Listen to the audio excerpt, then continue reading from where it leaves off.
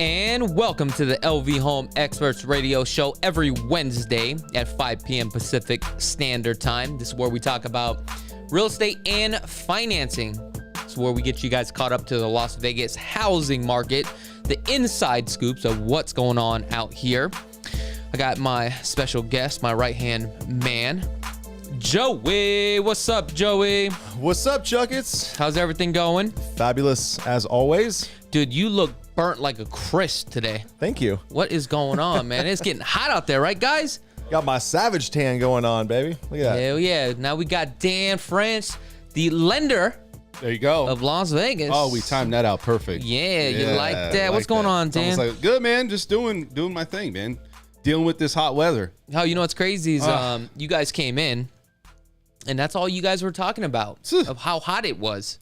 Yeah. Joey, didn't you say today was some sort of record, right? Or something like that? June 16th set a record back in 1940 at 114 degrees. Friday, and man. today, we beat that. Oh, my I think by gosh. like a degree. Now, since Dan came into the office here about 15 minutes prior to the show, he was complaining about how hot it was, which it is pretty hot. It's crazy. Now, you guys did have a conversation, something about somebody was passing out or something? Oh, yeah, Is yeah. that what you were saying? Dude, I was driving, right? And so I'm driving to work. Now, I wasn't at work, but I was driving back from lunch. And I looked over and there was ambulance on the side. And I'm like, oh, my God, there's probably a bad accident or something, you know? And somebody was in, in the bed as they were wheeling them into the ambulance. And I'm like, that's weird. They were passed out on the side, right? So they're like, and it was, I think it was, I don't know if somebody was walking or something was going on. So 3 hours later, I'm driving here to the show and I saw the same thing. And I'm like, man, this is crazy. Like there's another accident or something's going on. Looks like there was a homeless person. Same thing, man. It's like dehydration. Yeah. It's getting everybody now. It'll sneak up on you. Yeah. Because you don't sweat here, so you don't know how much you're sweating. Right? Do you actually get Clothes are thirsty? dry. Because I feel like I never get thirsty, but I better drink some water. I don't know. It's weird because like you could just feel it though. Like like when you're sitting in the office, you're sitting somewhere. It's almost like you could just tell That you're dehydrated? Well, it's just a different temperature. You know, you're sitting obviously. I mean, it's air conditioning. But even in the air conditioning, I was talking to somebody and it's like they were driving. They had the air conditioning blasting, in the car, and it was just still hot. So I don't know. It takes a little while for it to cool off in 115 degrees. It's the only downside, man, is this the hotness. If you can put up with this temperature for 2 months, smooth sailing. Smooth sailing for the rest of the year. Now, there's two parts I hate about this. Is number one, it's you go from hot, cold. Yeah. You can literally get yourself sick. Yeah. Right? Yeah. The second thing is I hate when somebody walks in and they smell like sweat. Oh, man. You smell like outside. Yeah. And it's like, it's almost like you got to go home and take another shower. You go to work and you're in an office and it's air conditioning and it's like you're still sweating. Yeah. Right? It's cool. When you go home, you got to take another shower. It's like, you know what I mean? So I don't know. Well, I'll tell you what, you're from Hawaii. Yeah. So you know humidity. Yeah. All right. Humidity. So I'm from Miami. Yeah. So like, you're sweating. Talk about sweating and showering and sweating and showering. Yeah. Oh my God. As soon as you jump out of the shower, right? Yeah. You're sweating. Yeah. God forbid you put lotion on. Oh my God. Sweat that. I didn't even know how women put on their makeup. Imagine putting on makeup. That'd be like so up. irritating. Like, oh man, it's just like smears. Melting. Yeah. It's like candle wax. That's got to be a challenge. So today, guys, I really want to talk about what's going on. Today is actually a very special day because the feds, right? Yeah. This is their second day, and Dan, he's going to elaborate on that. So we're going to talk about the feds, what's going on. Has rates gone up and how that impacts the housing market? Yep. And also, we're going to be talking about the Las Vegas market as a whole, as far as the data. So we got a bunch of data. It seems like home pricing has continued to go up in price. Unbelievable. So we have the data here. We're going to break down the numbers.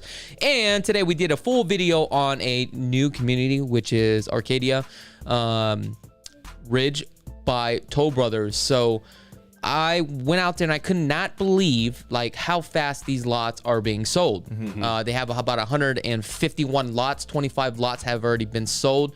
At this point, it's all about reserves at this time. But I want to get into the Federal Reserves because this is very important, Dan. So what is going on with the Federal Reserves with today's meeting here? With the meeting? So, I mean, they're not going to change too much. They are looking at inflation and employment is the big part of, what we're focusing on. If you look at the tapering part of it, they're not going to taper anytime soon. They're actually talking about GDP going up from 6.5% to 7%. So it's even increasing. Things are still starting to, as we know, past the pandemic, things are still increasing. There's a lot of money supply. So if you look at what their target is on inflation, it's still 2%, but they're seeing this at a rapid pace and they're seeing it a lot quicker than they anticipated. So we might see rates go up sooner than we think. So why are we worried about inflation?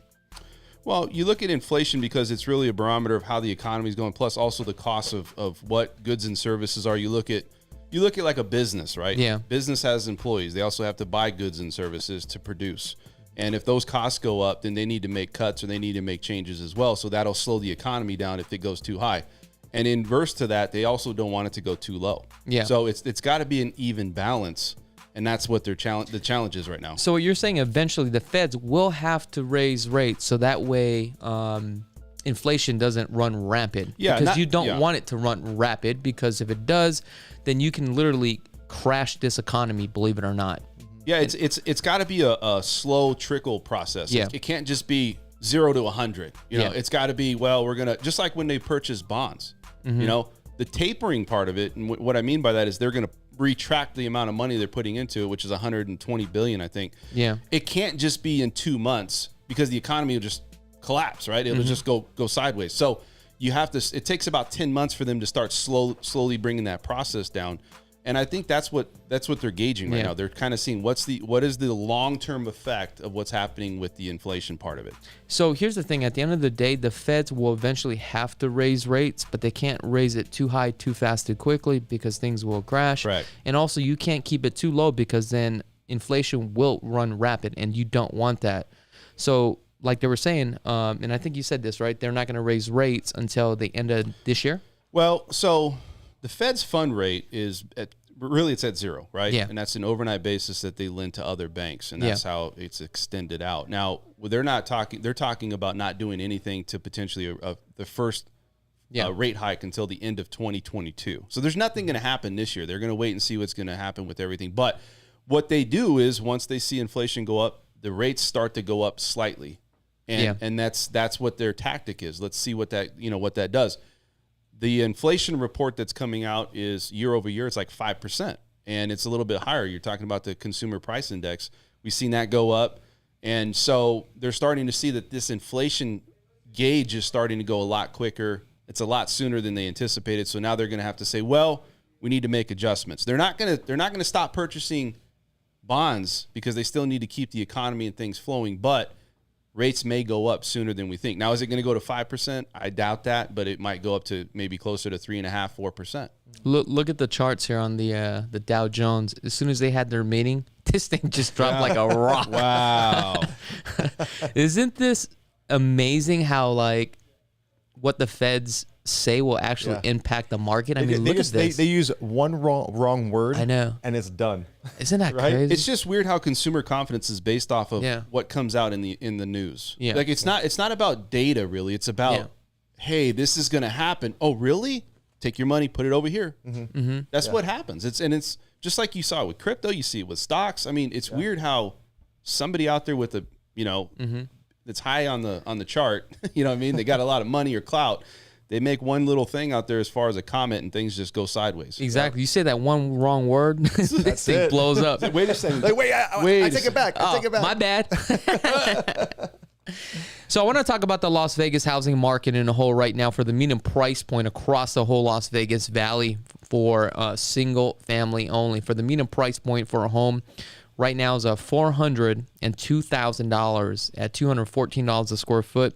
Average days on the market right now is 6 days. Now, the last time we pulled this data, I think it was probably about 2 months ago, and the median price point at that time was $363,000 at $200 a square foot. Average days on the market is 7 days. So I mean, this thing is actually ticking up pretty quickly here. Yep. So if you're thinking about buying, you probably want to jump on it now, just due to the fact that you're chasing inflation, and that's basically what we're chasing right now. Now, a lot of people are thinking like, you know what, homes are just way too expensive, but I want you to think about this. When you compare home pricing, a lot of people use the dollar, right, to compare to home pricing. But if you take a look at other not household goods, but commodities, right? If you take a look at commodities, what you'll realize is in today's market, and I'm just trying to change your thought process here. Yeah. If you look at commodities compared to housing, right, or what you used to make, right now, it's still actually, believe it or not, it's actually still cheaper to buy a home, right, in today's dollars, right?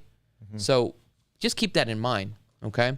The other thing I want you to understand is that, you know, not everybody is ready to buy a home right now. It's always a case-by-case basis. It depends on your financial situation, and it also really depends on you and your family, right?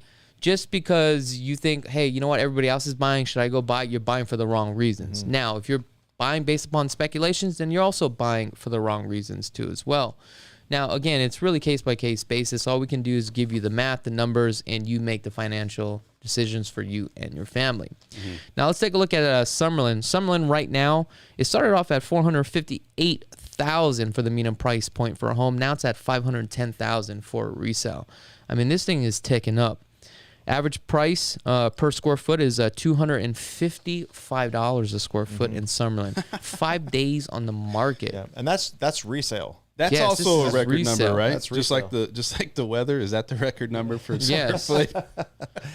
Yeah, but I mean, if you go and you buy a brand new home now, yeah, like there's a couple communities in the new section of SUMMERLIN where they're charging $125,000 for a lot premium, right? Mm-hmm. You're close to $1 million base price. Yeah, that's right? just crazy. You're touching $400 a foot. Yeah, I know. So basically, I was just up in Red Square or Red Point, right, which is up in SUMMERLIN, the new village. So one of these properties right here is about 2,700 square feet. The starting price, the base price, not including upgrades and options, $778,000.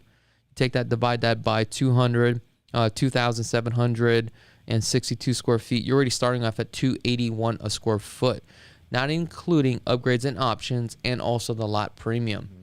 So that just tells you on a resale, it's probably better to buy a resale. The only thing that sucks about a resale is that you probably don't have the options to pick whatever you want. But that's where you got to look at, you know, both sides of the coin and see what makes sense. Because sometimes you could buy a resale in today's market, throw another $20,000 and you get everything that you want to the home. So again, it's really case by case basis. Do you have people where it's like, you know, back in the day when you had options, it was like, hey, I'm going to buy a house because I want my kid to go to this school or the crime rate or location. Are those things even brought up today? Because they are, even though that there's less homes on the market. It's like, hey, I'm still going to try to. Yeah. Huh. Yeah. I have a lot of buyers that are moving to the state that are just school specific or school district specific. Yeah. So, but I mean, look, we can only provide what's available. Good thing is, pocket listings are working. I know, isn't that crazy? and plus, we're actually getting a lot of pocket listings, which is an off-market property. But you want to explain a little bit more in depth what is a pocket listing or off-market property, and actually how does that benefit you as a consumer, especially watching this channel? Yeah. So the pocket listing is a property that's not listed on the MLS. It's something that we actually have exclusive access to. So the sellers come to us and say, hey, look, I don't want to list my property on the open market, but hey, if you could find me a buyer, the right buyer, I'll be willing to sell if I get the number I'm looking for. So how that benefits the buyer is they don't have to go through the highest and best situations. They don't have to go and fight for the property and have 30, 40 offers and go hunt for something. We can actually present that to them as we see fit, right? So it's an easier transition. And Dan, I want to clarify, a pocket listing, it's not a listing that's in my pocket. Right? Hey, Matt, that's what I thought. I saw that picture and he had a little pocket, you know what I mean? Like a little, I was like, oh, I see. He just pulls his little magazine out and it's like, all right. That's what it is. Hey, did you like how I set that one up? That was kind of cool, huh? It's kind of cool. Now, if we take a look at the Las Vegas Valley, a lot of people have been going out to Centennial Hills, and the reason why a lot of people have been going out to Centennial Hills is due to the fact that you have that new master plan community, Sky Canyon, and also Providence, and they are building like crazy out there, right? Especially if you guys are into like the hiking, the outdoor, walking your dogs and stuff like that, and also the clubhouse that they have. A lot of people like to utilize that. So a lot of people are going out there because they realize Summerlin's too expensive, Henderson's too expensive, and people are starting to realize, you know, I want to get close to the Strip, but it's only 30 miles from one end to another, so it doesn't really take you that long to get to the Strip. So a lot of people are starting to go out there. And the reason why people are going out there is because of the price per square foot, right? And that's what we use as a barometer. So if we take a look right now, the price per square foot, it was at $187 a square foot. Today is at $210 a square foot. Now, you could have bought a home that was at $395,000. That's roughly about 2,200 square feet. Today, you'd be paying $420,000 at $210 a square foot with an average days of 7 days on the market. Again, the whole Las Vegas Valley is increasing dramatically. So now the question is, should I buy or should I wait? Because people are like, is the market going to crash? We just don't know. I don't think the market is going to crash at this time. I don't think so either. It just doesn't make any sense. Yeah, I mean, I do think that we could go through a slight correction, though, where if you start to see rates go up, like we talked about, and if this inflation thing goes up, then you might see properties start to even come more on the market. That could get us maybe more of an even keel, right? It's like now there's more properties, more people to have things to choose from, so we'll see. Yeah, we did see a little increase in availability hit the market. So that is a good thing. I don't know if it was because June 1 was the moratorium lift. Yeah. So that could have, you know, increased our inventory by a little bit. Now, what's going on within the housing market right now, Joey? I mean, obviously it's crazy, but break it down into detail. What's really going on? Are we still seeing $15,000, $20,000 above the appraised value at this time? We are. So damn. No, I know, and we can't get. So yesterday I submitted 5 offers for one buyer. Yeah. And I told him, I said, hey, look, you know what? We have to be aggressive. Yeah. Okay. We have to be aggressive. We have to compete. All right. We have to stand out. And they said, look, let's just list price, beat out every single time. Damn. Are you writing in the contract though that it's now it's customary practice now that you write in there that the appraisal contingency is a part of the contract almost now, where it's not before it's not even, it's like an option where it's like, well, we'll see what's going to happen. Now agents are just writing it in there like it's part of the deal, right? Well, it's part of customary practices. Yeah. I mean, you have to have an appraisal contingency. Some people are waiving it. Waiving it. You know, that's the part is waiving. Are they just writing it in like that? It's case by case. I mean, you have to have the financial wherewithal to be able to come up with the money. Right? But it's common practice now, like amongst like, let's say agent to agent, when you write a contract, it's normal now, like that you're expected to see that on the selling side. Yeah. I mean, again, it's case by case. It's more common, I should say. Yeah. Right. It's not expected, but it's more common. But I can tell you, I put a house under contract for $1,013,000. We had to come up $25,000 above list price. It was originally at $988,000. We came up to $1,013,000, and we were able to get the house. Ooh, that's good. You know, but that's a settlement, right? You can go 4 or 5 offers at list price and get nothing, or you go $25,000 above list and you get the house. It's case by case, like Chuck says. It's not always 25, right? It's like it depends on what's going on. Like there's sometimes where you have people that maybe have a deal fall out or pocket listing or I don't know, something where they're fine with making 5 or 10 above, maybe, right? Yeah, I actually just submitted one before I came in here today. And I was a guarantee of $5,000 above appraised value, but there were no other offers. Yeah, I just did that. We did that. The buyer and I, we did that just to seal the deal. So maybe you don't have to be 30, 40 above. You know? No, it's case by case. And each property, each neighborhood is going to bring a different level of buyer, right? And over appraised value or over list price. Also, I did submit an offer too, and I did get an offer accepted, just paying for my own closing costs, but didn't go over the appraised value. Just like your example, it is case by case basis. Do you know what I mean? Yeah. So obviously you got to find out what's going on. I mean, if there ain't no offers, we ain't like submitting an offer way over. No. You know what I'm saying? Yeah, if there's no interest, then obviously, you submit like a traditional offer. Yeah. And usually if these properties, like you could tell pending, everything's pending or under contract. And then it says 27 days on the market. That's usually because somebody's staying in that property. I still had to waive the appraisal though. But it's usually probably because something's inside that's probably just either they got a tenant in there. And that's a big thing too, right? People are staying in the house and saying, I'll sell you my house, but I'm going to stay here and find a place 2 or 3 weeks in. But also maybe there's something going on in there where it doesn't look as good. Would you think that's what it is? I mean, why would there be a property 24 or 5 days on the market and it's not getting accepted in this market? Yeah, it's case by case. You know, some people are looking for lease back, some people have tenants.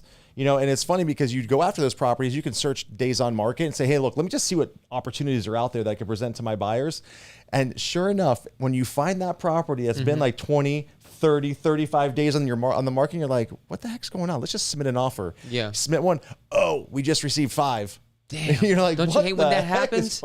There's always that one though too that's just like way out there. Like you're not going to get that. It's like that price, that listing where it's like, the normal area doesn't go for that. And they're like 2 or 3 times the amount of what it would be. And it's like, maybe that's in contribution to why too. Because sometimes they think, well, I'll just throw it on there and just wait. Well, I have a perfect example. So we were in contract, right? The original list price was $515,000.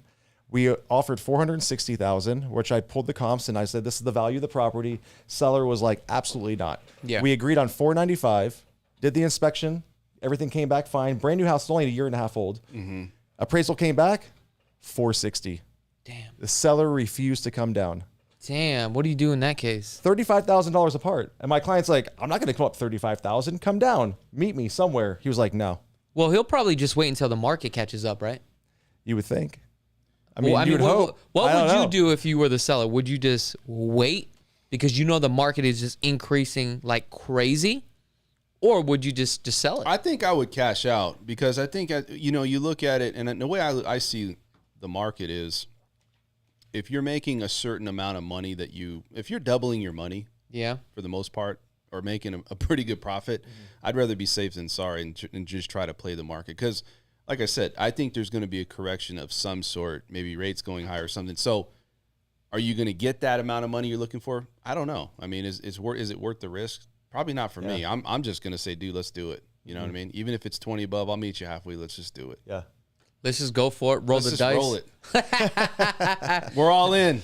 It seems like everybody's being greedy right now. Oh, dude, it's crazy. And you know what's so weird? I'll end up talking my clients off the ledge and like, just do it. But when it comes to me, I won't do it.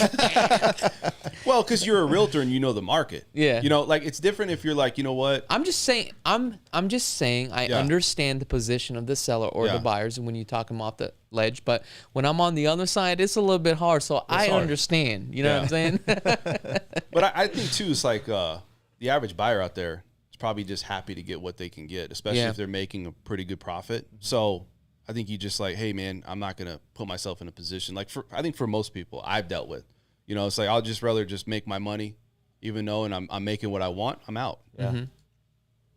Now I notice in today's market, based upon what's going on, there's a lot of flippers out there right now. Flippers, that just sounds weird. Flipper, doesn't that sound weird? Time? Flipper. Hey, yeah, you used to make jokes about that, didn't Flipper or something? Yeah, man. What was that about? So I was at work. And I'm walking out of work, and I was working over, not a couple of streets down. But this guy had a car, and he was working as a real estate agent. I'm not going to say, but on his license plate, it said Flipper. You know what I mean? And I'm just like, oh, my God. Is that kind of corny? Oh. Is it? That's pretty corny. I think so, man. That's like getting a license plate that's like, I don't know, Beast or Maniac or something. It's like, that's like... You want to know something? Yeah. When I first got into real estate, I was probably in my second year, and I got the first BMW, right? I went down to the DMV, and I got this license plate, Closer. Yeah, Closer. Right? So I got the license plate. After I got the license plate, I called my wife, and I'm like, yo, I just got this license plate, Closer. She's like, man, that's like a douchebag new move. I went back into DMV, and I changed it. But I changed it to negotiate. Which is, it's kind of cool, You know what yours should be? Yeah. You should be have a blessed day. Have a blessed. Blessed That's day. too long. Just blessed. Blessed. Exactly. I'm blessed. Hashtag. Yeah. Hashtag. I was thinking about that, but Yeah. that was taken. And also for that truck, I was trying to do CKG Group. That was taken. Really? Yeah, I was like, damn. I'm sure you could kind of make it with numbers or something, right? Don't they do that? Yeah. I don't Yeah, know. CKG1. That's what the girl asked me. Yeah. And I was like, nah, I don't want to do that. No? So I was just like, you know, I'll keep it low key. But what's crazy, sometimes I'll be driving down. Matter of fact, this happened twice already. And it happened, I think it was yesterday or the day before. I get somebody like honking the horn. And I thought I was doing something wrong. All you see is like waving, hey, chakits! I was like, hey, what's up? They're all doing You're a that. fan? Yeah, Fan it's like club I'm following you. following. Exactly. I was like, I felt all good. But man, I'm blessed, so I do appreciate that. You see, you know what my license plate says? What? You haven't seen it? No, what does it What say? does it say? Rockstar. Rockstar. Hey, you know what? I did see that. Yeah. I did see that. I thought somebody was like selling rock stars. on your G80? Is it on the Cadillac. on the Cadillac? How'd you come up with that? So, funny story. Well, one, I am a fucking rock star. Okay. And I just dropped the F-bomb. Joey is a future and present rock star in real estate, man. He's killer. So go Nah, ahead. he is, bro. He's a killer, dude. So, hey, that license plate, and I'm not going to sit here and say, hey, some people need to take that away from them because they don't deserve it, but I think you deserve it. Thank you, Dan. Some people Thank you. have it and some people don't, but Joey actually has Joey's it. a closer, man. No, He gets coffee. Yeah. He drinks it black too, like a gangster. So how'd you get that license plate? So when I moved out here to Las Vegas, I was trying to think of new business ideas. Yeah. Yeah. And came up with a company called Rockstar Rescue. So we did IV therapy. Yeah. So I bought a 30-foot party bus. Yeah. Wrapped it Rockstar Rescue. There you go. Right. So we used to go to events. Okay. You know, like outdoor events. We used to go to parties, hotels, everything. Dude, And that must have been We the would life. do. Oh, it was awesome. We used to do in-room calls with our nurses, and they would go in and give people IVs, B12 shots, Myers cocktail. Dude, that's sick, dude. So basically, these guys party until they was about to die. Partied and you made come money. in, That's right. save them, and they just keep partying. Rockstar Rescue. Damn, that's crazy. Yeah. Dude, that's I love that now. That's cool. that's Rockstar cool, dude. Rescue. Yeah, we used to walk through the hotels with our bags and all suited up, going straight to the room, pumping IVs, Everyone's partying in the room. You're like, oh, Dude, God. that's crazy. Yeah. Now, I want to talk about a lot of these flip companies out there. And there's a lot of companies out there right now that are flipping properties. And obviously, when you're buying a flip property, you really got to be aware of what's going on, especially these properties, because when you deal with these companies, you're basically signing a waiver form that you're buying the property as is, where is, and there has no permits been pulled whatsoever. And that could be very dangerous, right? Yeah. What do you mean, like work done to the property and it's Yes. not properly permitted? Yes, correct. Now, what consists as far as properties that are being permitted? Obviously, if you're moving walls around, changing the water heater and stuff like that, obviously you got to pull permits. But I mean, if you're just, paint, right, do the cabinets, I mean, all this Flooring. stuff, flooring, that's all cosmetics. So that's something that you just need to be aware of. And also, you probably want to do in an inspection. Also, what I've noticed in today's market, a lot of these flip companies now, they are starting to transition over into the $1 million properties, and the profits are very rewarding. Like there Yeah. was a company that I was watching, I think they made almost like $600,000 on one flip. That is just insane. That's crazy money Dude, in one deal. on See, one you know what's deal. cool about that too is that Yeah. when you're waiving the appraisal contingency, now you can just put whatever you want in and sell it for what you want to a point. Because if they're going to waive that, whatever money you put in, you could be like, I'm going to try to put this on the market and see if we can sell it for half or double, Yeah. And if you're waiving the contingency and somebody's willing to come in, at that price point, $1 million, $2 million, Yeah. they're coming in with 300,000-400,000, no problem. You know what Yeah. I mean? To meet that value, Yeah. to meet that list price. So now the question is, how do you protect yourself as a buyer, knowing that this property is a flip property, right? So Joey, you go into the property, you know it's a flip property, you get the SRPD. Basically, the way that they get around, with this SRPD is basically, I've never lived in the property, Exactly. so obviously you got to do some inspections. But then, are there like certain things that you should be looking out for as a consumer that you can advise your clients? Yeah. Well, one, you have to hire a licensed inspector, Yeah. right? And somebody who's very, very experienced in this market. definitely want to check out all the electrical, the plumbing. Yeah. You want to see through the naked eye, you can typically tell the craftsmanship. Yeah. Right. But you really want to get behind the bones of the house and really figure it out. Right. You can see when they do patchwork, you're looking at the roof as well. Just having a good relationship with the listing agent to say, hey, look, you know what? Just run me through everything that's been done here in this house. Yeah. Give me some schematics, talk to me about, your walls, your drywall, what's behind it. Did you just patch and paint? Yeah. Just really kind of dive in and really trying to uncover, just peeling back the layers, really. Yeah. I mean, if the seller doesn't disclose something, doesn't the buyer at that point when they buy it, isn't it like 2 years they have where they can go and actually try to come after the seller if they find something that's not on the SRPD? Well, the owner of the property, if he doesn't know, he doesn't know because he's never really lived in the property. And they can say, hey, look, my contractor did it. Exactly. I never even saw the property. And not only that, you're basically signing a waiver form with them that you're buying the property as is, where is. You probably should get a home inspection. Because at that point, you're just basically waiving your rights. Yeah, I think it's like, because I was just curious, that's maybe just for me, but material fact. Like if you know material fact, let's say they prove it, like on the selling side, they know material factors, but they just didn't disclose it for some reason. I mean, they could still technically try to, though, right? It's like a 2-year period where the buyer can go. I don't know. They can, but it could fall in deaf ears. But at the end of the day, look, the seller's going to disclose like, hey, this is a rehab property. Yeah. We pulled no permits. You're buying the property as is. So basically, we just disclosed everything, right? So if I tell you like, hey, I rehabbed this property, but I have no permits. You're buying it as is, where is. I just disclosed everything. And you're stuck then, basically. So you're just releasing yourself of the liability. Exactly. So it's like, if you want to do the home inspection, check everything.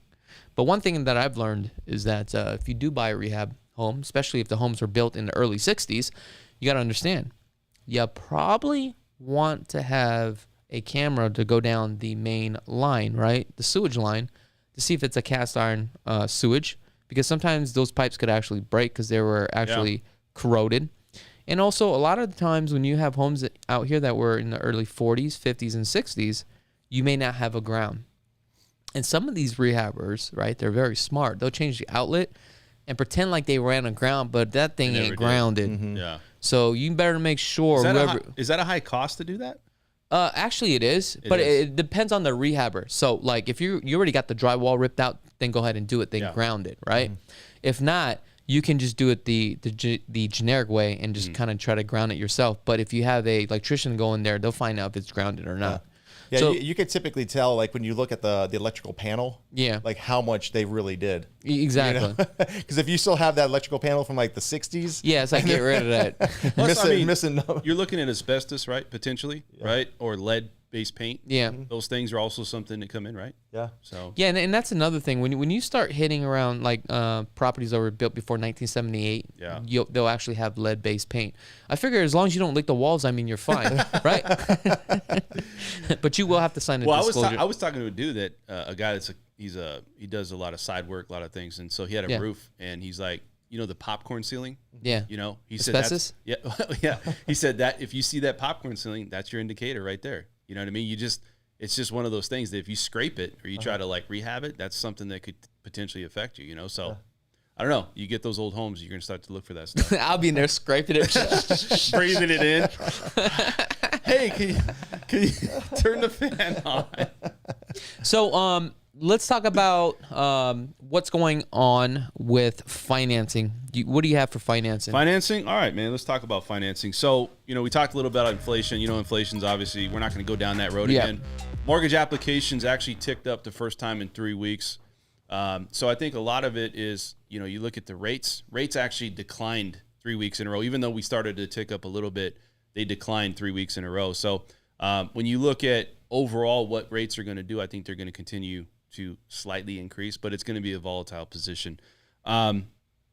We talked about the consumer price index, unemployment. It's a big part because unemployment, we're seeing numbers, 9.3 million jobs created across the country, but it just seems like every single time they're seeing that these numbers are lower than what they anticipated or expected. So that's not good information. That's not good news. I mean, you look at people probably not wanting to work. A lot of people are, they're getting $800,000 checks every week to stay unemployed. That's not going to give motivation for them to go back to work. Yeah, it's funny you say it because it's just crazy. I've seen many of these hotels advertising Station Casino hiring 800 employees. Yeah. Like all the hotels on the Strip are begging for employees. Yeah. I mean, it's, at least here in Las Vegas. There's so many jobs that are available right now and need to be filled. Yeah. I heard like McDonald's is like paying you just to go to the interview. Money, Yeah. We should all just go to interview. Get the money, then go buy something to eat. I'm gonna work from 5 to 11. When I get out of work, I'm gonna jump. But you want to know McDonald's hat something? on. They actually start off at $11 an hour. That's pretty that's good good, for a first time job. It don't is. you think? Did you see that they're starting to incorporate the robotic arm to flip hamburgers? Oh, really? They're like, all right, you want $15 an hour minimum wage? There we All go. right. Yeah, Yep. but does that robot arm know like if it's medium well or medium or rare? Like, is it like I think 10 all the seconds? meat's like pre-cooked. It's already ready. All it Throw is it back. it's just pretending like it's doing something. It was already shipped nuked. man. Damn, that's crazy. But so like you go back to the Fed. The Fed's big thing is employment and inflation. So they're going to keep targeting that. And I told you that they can't really taper off what they're doing. So you're going to see a consistency of monitoring what inflation does. And also when you look at unemployment, I mean, we got to see these numbers get better. As far as the economy and everything is starting to recover, but we got to see these numbers get better. I want to talk about Fannie Mae. And a lot of our buyers are second home buyers. And that's a big deal. And Fannie Mae came out recently and said that they might have changes come to second home buyers with vacation homes. And here's why.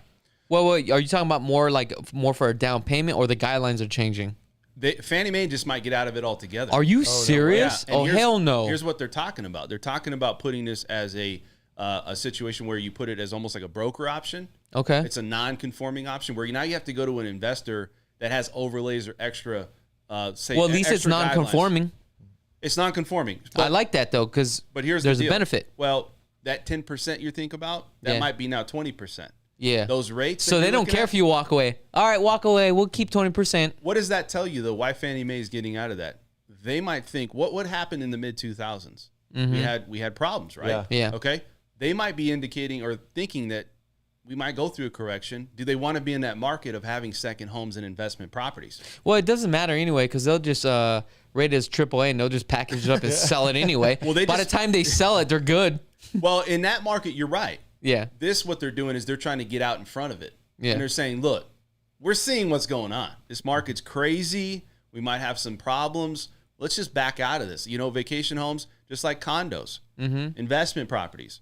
This is what they're seeing. So you might see a change to second homes. Now, that's going to be more important for people out there that are looking to buy homes and they're working in another state. You better get that HR letter. You better get something that shows you can work in any state. And that's even more vital. Right. So, and actually, I just want to piggyback off that.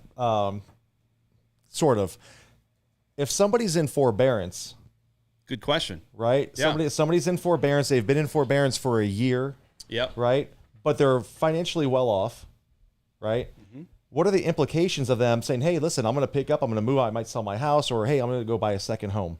Yeah, I mean, it just comes down to a bank looking at it going, well, you can afford this. We understand that you qualify based upon your income and your debt ratio and your assets. But at the same time, why didn't you pay your mortgage? Right? Why didn't you do it? And then so what they want to see is that you've been paying it for 3 months. There's different programs, but there's some out there that that sounds like to me like a modification. Like some of these forbearance, they'll just put it to the back end of the loan and it comes back to the servicer. But to answer your question, you really have to look at the whole picture. A bank is not going to invest into somebody that needed support on paying their mortgage, especially if it's not a full balance of that mortgage. Yeah. So you're going to have added layers, and there's going to be added restrictions. And that's got to ruin your credit too. Well, it doesn't. And that's the caveat to it. It doesn't ruin your credit. Your credit's great. But the problem is when they're not going to go back out and let them buy another home on financing. That's what I'm saying. The bank's looking at it going, well, if you can't pay this mortgage, now you're a risk to me. Why am I going to? So it does impact your credit, because at the end of the day, it doesn't really reflect it as far as credit score. But they're going to see, okay, this guy, he's got this kind of money, but he wants to put down on a second or third home, but he hasn't been making these payments because he says he can't make the payments and he's stretching it out. So that's just the same thing. It affects you regardless. It affects you. Look, it shows up on your credit like a disaster relief or something going on in the credit where you can see like there's verbiage. We can all see it. Now, the problem is this. When you look at the situation with some of these buyers, they may be promoted to stay on it. Why? Yeah. Well, if you got people out there that are doing, they got homes that are, let's say they have a mortgage that they've been paying, like you said, for 8 months. And now the bank calls them and goes, hey, can you still make your mortgage payment? No, I can't make it. Okay, well, guess what we'll do? We'll extend your loan out. We'll lower your rate. You're not going to have to worry about anything. And your payment will stay exactly where it's at. Why? They don't want you to foreclose. They don't want you to leave. They don't want to lose money. They're going to do anything they can to work with you. So I think that's what's starting to. But if you're trying to get a new loan, extend credit in another way, good luck. Yeah. And that's with any forbearance, your student loans, your car, your home. There's challenges. Yeah. I thought they were getting rid of the student loans. I thought they're going to wipe that clean. Well, again, I don't know the whole ramifications of what the agreement was, but yes, they did say that there was going to be a law that passes that you can qualify to have it wiped clean. But I still see it on credit reports. Yeah. And if I still see it on whatever status it's in, if I still see it there and it's still showing a balance that's due, there's a lot of people that haven't received that. So I haven't seen that big change yet. I really haven't. I've noticed our interest rates are getting a little bit higher though, huh? Oh, absolutely. Dude, my clients are locking in like 3.2. Alert to lock. What is going on? Are we locking? I got an alert to lock. No, and I'm going to tell you. What is that alert to lock? We can lock, but listen. Alert to lock is a shift in the market. Why did this happen? Because of inflation, right? All these things that come out. The shift in this market today gave me an alert to lock on my phone that says, hey, we think that bond prices are going to go crazy and things are going to change. You better start locking your rates in. So do you contact your clients right away? Well, listen, long term, I monitor the trend. You can't panic over one day. Yeah. You got to look at the trend, and that's what we used to talk about. So if it continues to go this direction, then yes, we're going to have that conversation. This was one day. Last 3 weeks, we dipped in pricing. That's why you've seen an increase in applications. Yeah. We were hovering right around 3% again. So this is a very volatile effect that's going on with the Fed, a lot of stuff that's going on in the news, consumer confidence. We'll see what happens. You know what I mean? Well, we only got about 30 days. No, a little bit more than that. A little bit more. So hey, when we get 30, we'll talk. Yeah. He's going to lock me at like at 3.5. Ooh. With the buy down of 10,000. So you're not locked in right now, right? No. I've been on this guy like white on rice, man. Really? Yeah. I'm like, should we lock? What's going on? Here's why we stopped. Because he's trying to save money. That's why. Well, listen, we floated. That's what he's doing. We floated for 3 weeks because why? Pricing was getting better. Yeah. This is the first day that I saw this. So over the 3 weeks, in one day, it's not going to just replace all that pricing we lost. It's just one day. But if you see the trend start to go up a week or two, yeah, we need to have that conversation because all that pricing that just got better, we might be losing that pricing. But you're not going to lose it in one day. Yeah. All I know is that he better not lock you in at 4.5%. I'm doing one of these. Why don't you just buy down? Hey, can I ask you a question? Buy down, yeah. Absolutely. Cryptocurrency. Yeah. So what is the deal with that? Because there's a lot of people in this market right now who have a boatload of money they've made off crypto. Can they buy houses with it, and where can they put it?